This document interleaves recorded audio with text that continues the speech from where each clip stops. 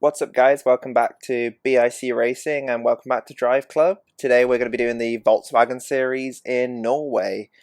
It's a two-race championship. Our two options are the VW Beetle or the Golf GTI. We haven't unlocked the Golf, so we're going to be doing it in the Beetle in this Bumblebee-inspired livery sort of thing. Yeah, it's a two-race championship in Norway. Norway's one of my favourite locations in Driveclub, closely followed by Japan, I think. We'll get to that later.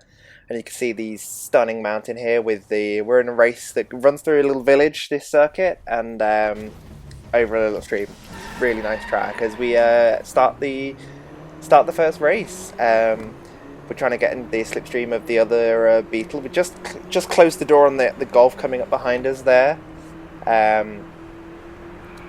This is one of my favourite tracks in Driveclub as we're trying to go around the outside, carry too much speed on that Beetle, mount the pavement a little bit there as we're coming around into this little tricky corner here, coming up to the right-hander over the bridge, over the stream. You can see a cruise ship off to our left, which is pretty cool.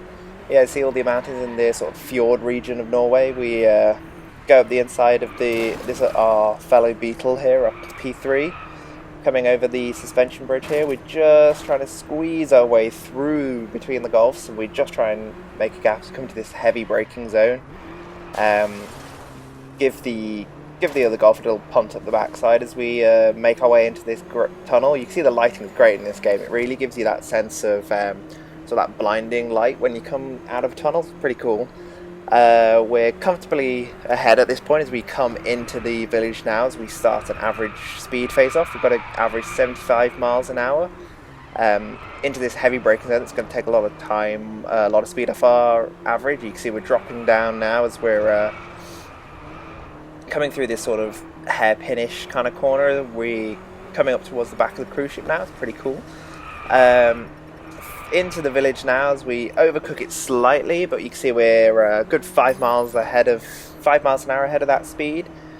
So that's the first of the stars off, and we just need to get a top 3 finish now as we see you get a little bit of a drift on coming out of that really slow left-hander, the 90-degree corner. We're coming now towards the start finish line again. We're pretty comfortably ahead, so we should hopefully have this top 3 finish in the bag and hopefully bag both stars. In Driveclub, we used to get the DLC was often different championships with so the game began with just 4 locations, then there was a set of DLCs that brought in it was Japan was a new location, and I believe Scotland was added in as well after the game launched. But there's also later on they added a load of urban tracks. And each DLC brought some new circuits as well, sort of in the existing locations. And I believe this might have been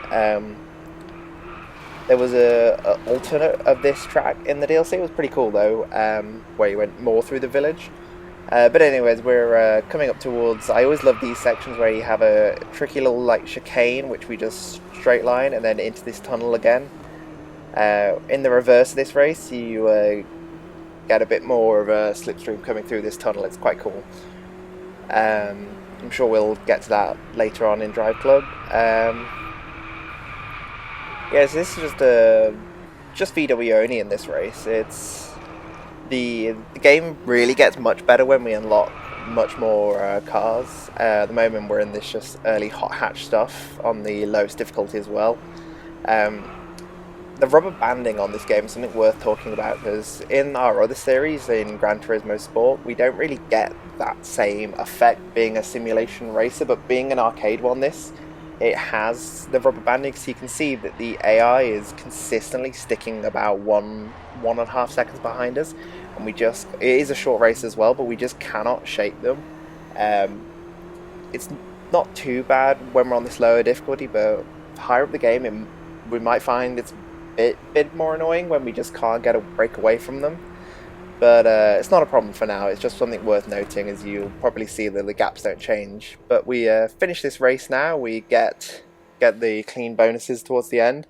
You can see he finished pretty much a second ahead of the guy in second. But there we go. We got our 2 stars, and we'll move on now into the second race.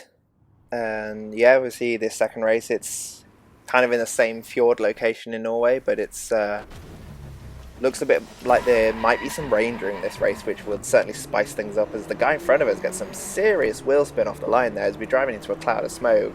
I was a bit distracted by that, so you can see the Golf gets through on us there. We have an average speed face-off for this first bit. You can see we carried a little bit too much speed down one wheel on the grass. It's a really short one actually, so should be relatively easy for us to beat in the second lap. We're just going to sort of hold it around the outside of that Golf there. It was a pretty clean overtake. We're now just going to try and stick it up the inside of these cars. We're coming into a drift face-off now, so we accidentally make contact with another Beetle. You can see we're still on 0 now, so we probably will have to try and get a bit of drift around this corner here. You see I'm trying, but I can't get the drift to stick while we're racing as well, so I don't set a score, and that means we don't get any of the bonus points for that, whereas we'd normally get 500.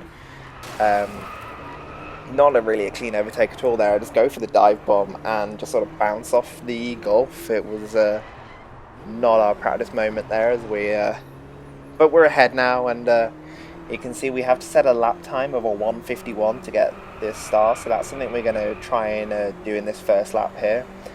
It's a pretty easy time to aim for. They give you plenty of room for error in these first few championships, but some of the lap times later on are pretty challenging to beat. We're coming towards this sort of a long right-hander with almost like turn 8 to Istanbul, if you know that circuit. Sort of a long loop, almost like the spoon curve, but Suzuka, but sort of longer and wider. But it's kind of reminiscent of that one. As we're onto the second lap, you can see that we're comfortably ahead of the guy in P2, so we've got to beat our average speed. We were 80 miles an hour last time. You can see we carry too much speed, but we just make a beeline and for the checkpoint there, and we comfortably get the average speed there, and we get an extra 500 points, which will help us unlock, get up a few more levels. We're coming into the drift one zone now.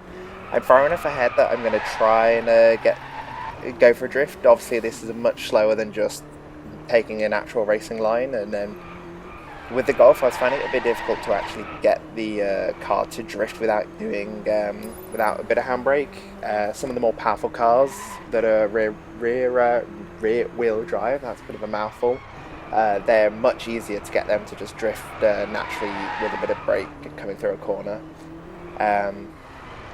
Hard on the brakes now as we come back towards the sort of midpoint of this circuit. Got a few corners left. Dab a brake going through this right hand corner. We get another clean sector and a sector accuracy bonus, which is good. And you see what I mentioned about the rubber banding. The guy is just 1.6 seconds behind us, and you'll never really see a big gap of like 3 or 4 seconds like you do in GT Sport. They're just always there right behind you. Coming through this long right-hander corner, we've got an average speed to beat. We need to beat 88.4. Hard on the power now. We just got ahead of the that speed. It was great. We're finished with 92s. We come towards the start-finish line now, and we also crush the time bonus. We're looking for a 151. We have a 146, and yeah, so that's the end of this championship. There, we finished top with 30 points, and we also get all of the stars. So we get a nice 6 stars from this one. So we're gonna we finished that one now. We're gonna jump into the mini GP. So we're going back to India. So some bit more of a warmer location. So we're gonna be in the mini, and instead of racing in the British Racing Green this time, we're actually going to go back to the default John Cooper Works livery. It just looks slightly nicer, I think, on this style of mini anyway. So this one we got to finish in the top 3 and also beat the cornering face-off, as well as achieve the speed of at least 105 miles an hour. So hopefully there's a nice long straight for us to do that. And as we start this race now, we're in P6 to begin with, so it's a 2-lap race. reaching 105 shouldn't be too difficult on this main straight here when we come to the second lap, but we'll see when we get to it. We're coming into this hard braking right-hander. You see I carry a little bit too much speed and drift out wide there as we're going to tuck it, go for sort of over and under move on this blue and purple Mini. Just not quite close enough to him yet to make a move. We're coming up to another braking point, so whilst I'm trying to battle this guy while also going for the cornering face-off, which we've easily got the points there, so that's another star for us. Sort of a trail of cars here coming through these sort of tricky left-right hairpin corners. Just trying to make a move around the outside of the orange Mini, and we're going to tuck it up the inside of the red one. And you see the blue guy just closes the door, so I have to hit the brakes ever so slightly there, but we're right up behind him as we're coming into this next hard braking point. And you can see we've also already achieved the 105 miles an hour goal, so now we just need to get in to the P1 really for our top 3 finish point. Accidentally give the blue Mini a bit of a tap at that point. Just trying now, coming alongside him as we're going into this sweeping left-hander corner here. We're just rubbing paint at this point. Have to hit the brakes, and so I don't hit the back of the other Mini there. Getting loads of minus vehicle impact points because we're just battling with that blue Mini, but we're ahead now and we should be far enough that it shouldn't be a problem. Going far too much speed into that corner there as we're on the start-finish straight. Just pull out the slipstream of the turquoise Mini and we're just going to stick it up the inside and we're comfortably ahead. Kind of an action-packed first lap we've just had there, but we're ahead now. We just need to keep there, so we're coming through that corner much better this time round. Nearly at 5,000 bonus points for this race, so it's looking good. This was with Driveclub, I always preferred the sprint races rather than the circuit races, so we saw one of those sprint races in the previous one. I feel like they're much more of a spectacle than this. You can see there's lots of particle effects on the track, so like petals or fireworks you might see. This was just sort of showcasing the power of the PS4 when it just came out. Obviously now we're much more used to that, but at the time this was like absolutely amazing graphics. It was something we hadn't really seen before. So that's why you sort of see it a lot, particularly on India. You'll see it for like the petals and leaves all over the track. Sort of less so on some of the other locations. Bit disappointed we've not seen any rain in any of the races in this episode, but hopefully we'll get some good wet racing in the next one. We're just coming to the last corner now, comfortably ahead. Again, you can see the guy in P2 is right behind us, but we got our top 3 finish. We get a finish with P1, clean sector to boot, and we also get a good sector accuracy and a clean lap actually, so 8,500 points there. That's pretty good. So 3 stars again, so we'll unlock a few more championships there, and you can see we nearly reached driver level 8 and we unlock the Spiker, which is not a brand you hear a lot about these days. It was a Dutch brand, so we'll try and give that a go in the next episode. But that's it for this episode of Driveclub. Make sure you come back next week, check out episode 3, and also check out our GT series. But that's all for now, guys. See you soon.